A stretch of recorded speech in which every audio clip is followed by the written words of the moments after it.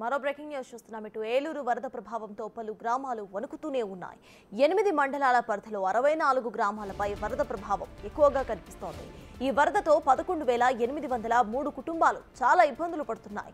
నిన్న వరద ఉధృతి తగ్గింది. ఇన్ఫ్లో అవుట్ఫ్లో 1,775 క్యూసెక్కులకు తగ్గింది. సముద్రంలో కలిసే క్రమంలో ఉప్పాడ, కొత్తపల్లి మండలాల్లోని కొన్ని గ్రామాల్లో ముంపు సమస్య పెరిగింది.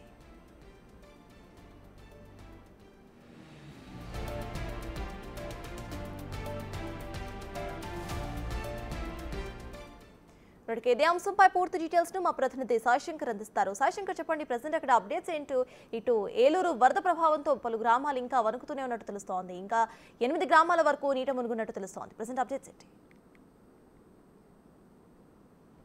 థ్యాంక్ యూ సత్తాస్. చూసుకున్నట్లయితే మనకి ప్రస్తుతం అయితే గొల్లప్రోలు ఏదైతే మున్సిపాలిటీ ఉందో గొల్లప్రోలు మున్సిపాలిటీలో అయితే ఏదైతే రాయవరం వెళ్ళే ఒక రోడ్లో అయితే ఉన్నామో ఏదైతే మార్కండేయపురం అనే కాలనీ దగ్గర అయితే ఇంకా ఇదంతా కూడా వరద ముంపులోనే కనిపిస్తుంది. చూసుకోవచ్చు, వాహనాలు కూడా కొన్ని నీటి మునిగిన పరిస్థితి కనిపిస్తున్నాయి. ఇంకా మోకాళ్ళ లోతు నీటితోనే ఇంకా ఈ కాలనీ వాసులందరూ కూడా కాలం ఇంకా గడుపుతున్న పరిస్థితి కనిపిస్తుంది. ఏదైతే రాయవరం వెళ్ళే రోడ్డు ఇదంతా కూడా చూసుకోవచ్చు మనం క్లియర్గా. ఈ రోడ్డు అంతా కూడా ఒక కాలువని తెరిపిస్తూ ఉంది. రోడ్డుపై వచ్చే ప్రయాణికులందరూ కూడా చూసుకోవచ్చు పూర్తిగా కూడా నీటిలోనే వస్తున్నారు. మోకాళ్ళ లోతు నీటిలో వస్తున్న పరిస్థితులు ఇక్కడ కనిపిస్తున్నాయి. పూర్తిగా అయితే ఇప్పటికే పిఠాపురం నియోజకవర్గం మొత్తం ఏలేరు డ్యామ్తో వచ్చిన ఏదైతే 30,000 క్యూసెక్ల నీరు ఏదైతే ఏలేరు కాలువలోకి రావడంతో 7 చోట్ల గండిపడిన పరిస్థితి కనిపిస్తుంది. పిఠాపురంతో పాటు గొల్లప్రోలు, కొత్తపల్లి మండలాలు కూడా పూర్తిగా నీట మునిగిన పరిస్థితి కనిపిస్తున్నాయి. ఈ నేపథ్యంలో చూసుకున్నట్లయితే మనకి ఏదైతే ఇంకా పలు గ్రామాలు కూడా ఇంకా జలదిగ్బంధంలో కనిపిస్తున్నాయి. ఈ నేపథ్యంలో చూసుకున్నట్లయితే గొల్లప్రోలు మండలం, పిఠాపురం అయితే ప్రస్తుతం అయితే మనకు ఉన్నాం.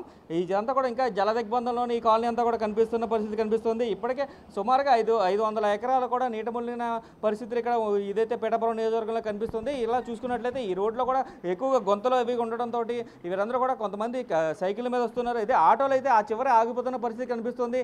ఈ పక్కగా చూసుకున్నట్లయితే కాలనీలో ఇళ్లలో కూడా ఇంకా నీళ్ళు వచ్చిన పరిస్థితి కనిపిస్తుంది. సత్తాస్, ఇంకా చూసుకున్నట్లయితే పూర్తిగా ఇంకా ఈ కాలనీ అంతా కూడా ఇంకా జలమయంలోనే ఉందని చెప్పుకోవాలి. చూసుకున్నట్లయితే ఎక్కడ డ్రైనేజ్ ఉంది, ఎక్కడ గొంతు ఉంది అనేది ఇంకా పూర్తిగా తెలియని పరిస్థితి.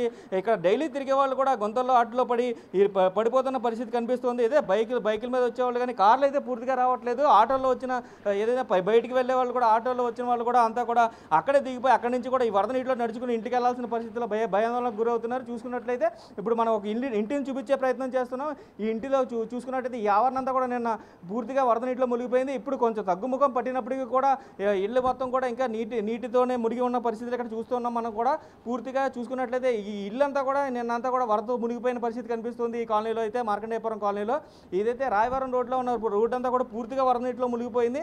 ఇంకా కొన్ని గ్రామాలు ఇంకా ముంపులోనే ఉన్నాయి. ఈ నేపథ్యంలో చూసుకున్నట్లయితే మనకి పిఠాపురం నియోజకవర్గాన్ని అయితే ఏలేరు వరద అంతా కూడా అతలాకుతలం చేసిందని చెప్పుకోవాలి.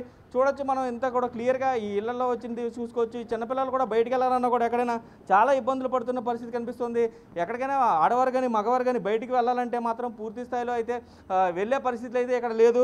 ఈ నేపథ్యంలో చూసుకున్నట్లయితే మనకి ఈ ఒక్క గొల్లప్రోలు కాదు, ఇదైతే కొత్తపల్లి మండలం కావచ్చు, పిఠాపురం కావచ్చు, ఇదంతా కూడా పూర్తిగా జలదిగ్బంధంలోనే ఇంకా లోతట్టు ప్రాంతాలన్నీ కనిపిస్తున్నాయి. సత్తాస్.